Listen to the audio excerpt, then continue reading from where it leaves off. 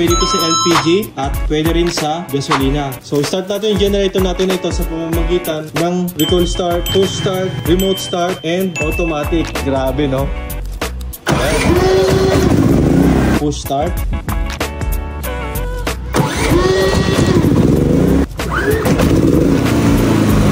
Automatic natin. So automatic na siya dapat mo yung control na. So yun na.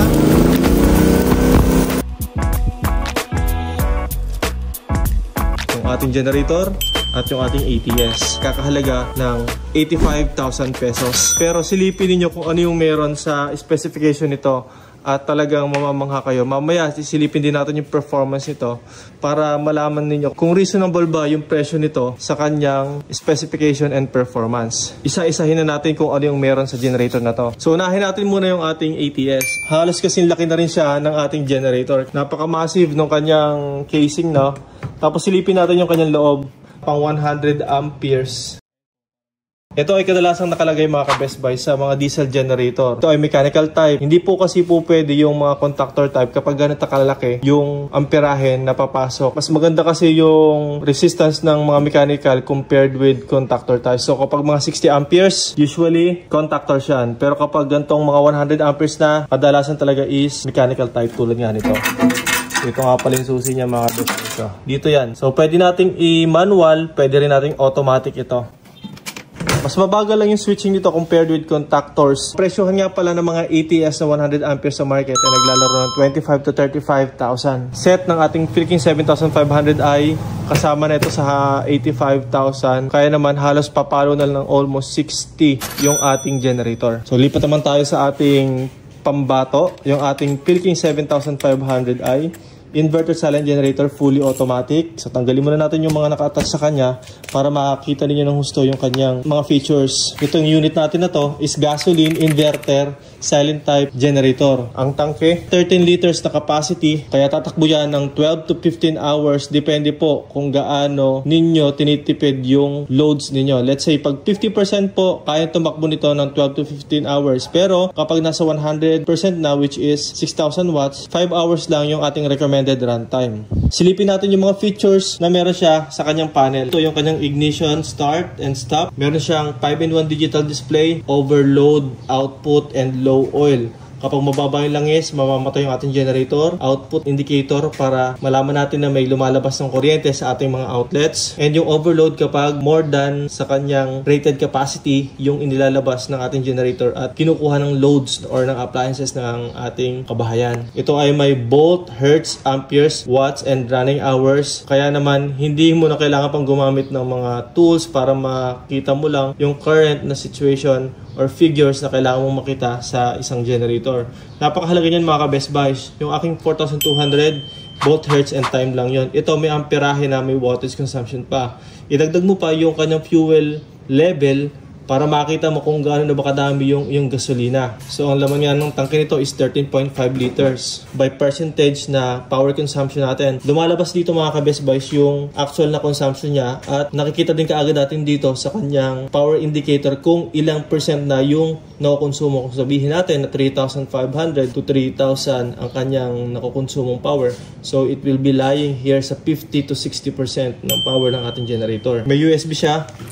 1 ampere and 2.1 ampere. Yung 1 ampere regular, yung 2.1 fast charging. Pwede natin isaksak dyan lahat ng ating mga electronic appliances na USB powered. Tulad ng fan, charging ng cellphone, at iba pang mga USB driven appliances. Parallel connection mga ka-Best Buy. Yung ating 7,500 watts, kapag pinagsama natin to magiging 15 kVA max power yan.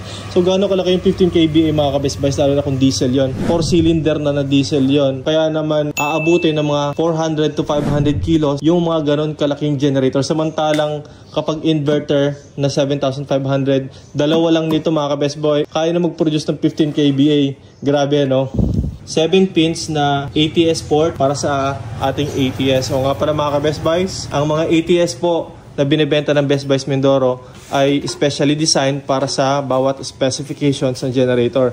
So kapag po plano ninyong bumili ng mga ATS tulad nito, tapos iuhuhok nyo sa inyong generator, hindi po tayo makakasigurado na perfectly working yung ating ATS sa inyong generator. Kung halimbawa bibili kayo sa labas tapos sa amin kayo bibili ng ATS, hindi po namin masisigurado yon. Dahil nga, hindi naman po nakadesenyo to para sa lahat. May kanya-kanya po yan na setup para sa bawat generator. Kapag halimbawa nag-overload, papatay lang natin yung generator at i-reset siya, okay na yon. Low idle on and low idle off, ito yung para sa RPM. Ang on, ibig sabihin, economy on, mas mababa ang RPM, mas mababa ang fuel consumption. Kapag naman tayo ay naka-off, mas mataas yung RPM, mas mataas yung fuel consumption. Kahit na naka-eco-on ka mga ka-Best Buys at medyo tumaas yung inyong consumption, walang problema dahil automatic naman nag-a-adjust yung ating generator sa loads ng binibigay niya. So halimbawa, naka-steady tayo sa 2 kW na consumption, which is naka-eco-on tayo. Kapag may pumasok na load uli na umabot ka ng 3 kW, automatic na nagre-rev yung ating generator para makompensate yung pagtaas ng loads niya. Dito naman sa economy off, mataas na talaga yung kanyang RPM, kaya naman ginagamit lang yan kapag matataas na talaga or may anticipated talaga tayo na loads na malalaki. Tulad na lang ng welding machines, electric motors, mga induction cookers, automatic naka-idle off tayo. Engine start and stop, isang pindot mo lang, hindi mo na kailangang i-choke pa, mabubuhay na ng automatic yung ating generator. At yun na rin natin papatayin. Meron siyang carbon monoxide sensor, kaya naman if ever na ma-detect ng generator na to na tumataas na yung carbon monoxide level sa kanyang pinaglalagyan, automatic na mamamatay yung generator para hindi maging harmful sa may-ari yung carbon monoxide level na ini-emit nito. DC na 12 volt, meron siyang DC breaker, dual fuel function. Ibig sabihin, pwede ito sa LPG at pwede rin sa gasolina. Hindi ba napakagandang isipin na in case of emergency na naubusan ka ng gasolina, meron kang backup na fuel which is LPG na meron laging available sa ating bahay. Dahil nga tayo ay regular na nagluluto, imposible naman na wala tayong LPG sa ating bahay. Nakabili tayo ng ganito kagandang generator pero wala tayong LPG sa bahay. Malabo yan mga ka-Best Buys. Kaya naman, napakaganda na may flexible ka na fuel para sa iyong generator. Kanan, sa LPG, sa kaliwa, gasoline. Meron na tayong konting laman yung ating tangke na sa loob na yung gasolina. Yung gasolina mo na yung ating magiging fuel choice ngayon. AC output, may 50 amperes, 30 amperes at 30 amperes. Dito makikita mo agad na yung generator ay high performing. Pwede tayo mag-draw ng 50 amperes na power dito sa generator na to. So magagamit natin yung mga ka-Best Buys kapag nag-parallel tayo ng dalawang 7,500. Vent dito, ito ay para sa kanyang inverter sa loob. Remote control, pwede mo itong dalhin sa camping para hindi ka nalalapit sa generator kapag kailangan mong buhayin. 62 decibel ang noise level. Parang Pilking 4,200 lang. Meron din siyang telescopic handle. Kayang-kaya itong itulak ng mga kababaihan. Kapag siya ay naka-gasoline, meron siyang capacity na 6 kW at maximum power naman na 7.5 kW. Mas mababa ang power na ibibigay ng LPG dahil 5.5 lang yung kanyang rated power at ang kanyang maximum naman is 6 kW, 27.3 to 25 ampere. Kapag nakaparallel, kaya maglabas talaga ng 50 amperes na generator na to. Sa likod, makikita natin yung kanyang muffler, ating spark arrestor. So napakaganda na may ganito. It contributes sa tahimik na output. Nililinisan yung mga ka-Best Buys, mini-maintenance yan kapag medyo clogged na siya. Pero madali lang naman yan dahil screw lang naman ang katapat niyan dito sa ilalim at saka itaas. Tapos lilinisan natin ng sabon, patutuyuin. Pag wala ng baterya or mababa na yung baterya, pwede tayong mag-manual starting dyan. So, start natin yung generator natin na ito sa pamamagitan ng recoil start, push start, remote start, and automatic. Grabe, no? Ang daming paraan para buhayin yung ating generator. So, unahin na natin, syempre, yung paborito ko, which is remote start. So, i-on lang natin yan. Pipindutin natin yung on. Off. Ayan. Push start.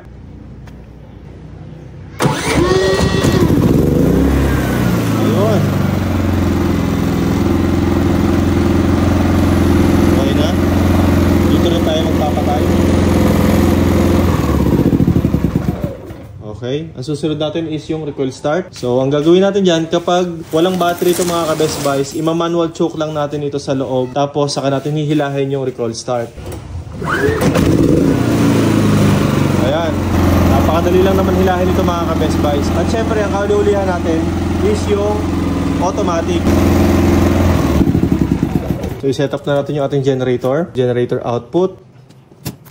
Isunod natin yung ATS cable. Set natin sa manual. Power ng Meralco. Ayan. So, meron ng kuryente galing sa Meralco mga ka-Best Buys. Dapat naka-automatic yung ating generator or yung ating ATS para pag nawala yung kuryente, automatic na mabubuhay yung ating Philking 7500i. So, pag nawala ng ilaw yan, ibig sabihin, nag-brown out tayo. Dapat, ang generator natin ay kusang mabubuhay kapag nawala yung kuryente. At pag bumalik na yung ating Meralco or yung ating grid power, dapat kusa rin siyang mamamatay. Ganyan katalino yung ating Philking 75i at yung ATS natin. Ayan, so walang kuryente. Dapat mabubuhay yung ating generator ng kusa. Ayun. Nag-trigger na. Okay. First trial. Ganyan ang generator natin kapag medyo mainit na. Second trial, usually yan mga ka-Best Buy sa bubuhay kasi nagpo-full choke yan sa una. Yun kasi ang ayaw ng generator kapag mainit na siya at sino-choke mo pa uli. So medyo matagal yung transfer or ng generator to ATS and ATS to load side dahil nga ito ay mechanical type. Ayun. So, ayun, may power na ngayon sa ating bahay. Kaya hindi ka nababangon in the middle of the night para lang magbuhay ng generator at i-set up yung inyong generator. Yan yung convenience na nayahatid ng ating ATS. So, pakita ko sa inyo mga ka-Best Buys yung nangyayari sa loob ng ATS kapag bumalik na yung power ng Meralco. Silipin nyo rin mga ka-Best Buys yung ilaw natin ha. Ito yung diferensya kasi ng mechanical type sa contactor type na ATS. Ayun. Kita nyo yung pag-ikot nung dial ng automatic transfer switch at pagkurap ng ating ilaw. So kung mapapansin natin, tumutunog pa rin yung ating generator, buhay pa rin siya hanggang ngayon dahil delay yung command sa pagpatay ng ating generator. Ayun, so saka pa lang mamamatay yung ating generator. Ipakita ko sa inyo yung actual power output ng ating 7500i. Gagamit tayo ng welding machine para makita natin kung gaano siya kalakas. So sisilipin natin yan dito sa digital display niya para malaman natin yung actual power niya na nilalabas or ginagamit ng ating welding machine. Gagamitan din natin yan ng clamp meter or amp meter para pagtutugmain natin yung readings ng clamp meter at nitong digital display natin kung accurate nga ba. So nakaset up na yung ating welding machine. 220 ampere Inco yung brand. Ito yung ating clamp meter mga ka-Best Buys. Automatic natin. So automatic na siya dapat mo yung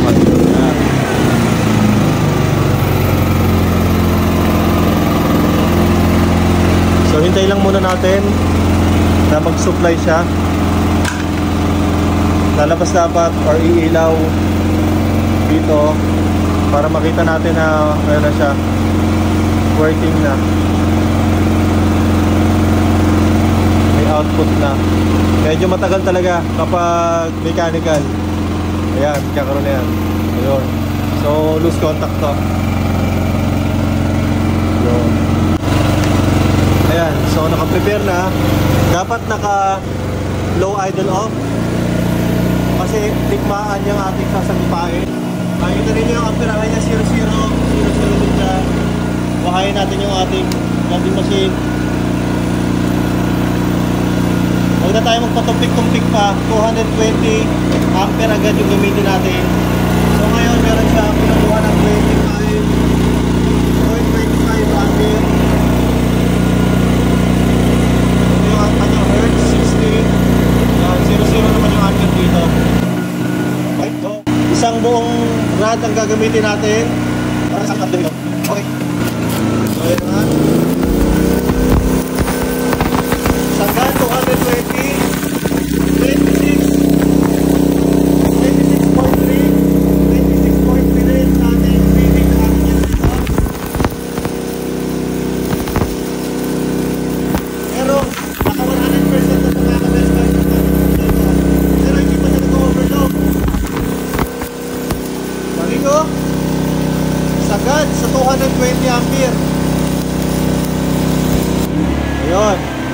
na.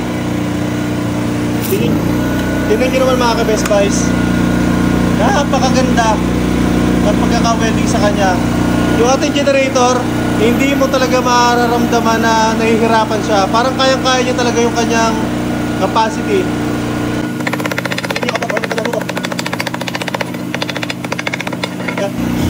So primarily makikita na natin dito kung gaano kaganda yung luto niya. Oh. Kapit na kapit mga ka-Best Buys. Na talagang rated yung ating generator. Lahat ng Philking generators mga ka-Best Buys, i-declare talaga namin yung rated power niyan. So i-off na natin. Ayan. So ang generator na ito mga ka-Best Buys ay ipapadala natin kay Sir Wayne and Ma'am Mary Chris Celades sa Agusan del Norte. Ito po yung serial number niyan, sir.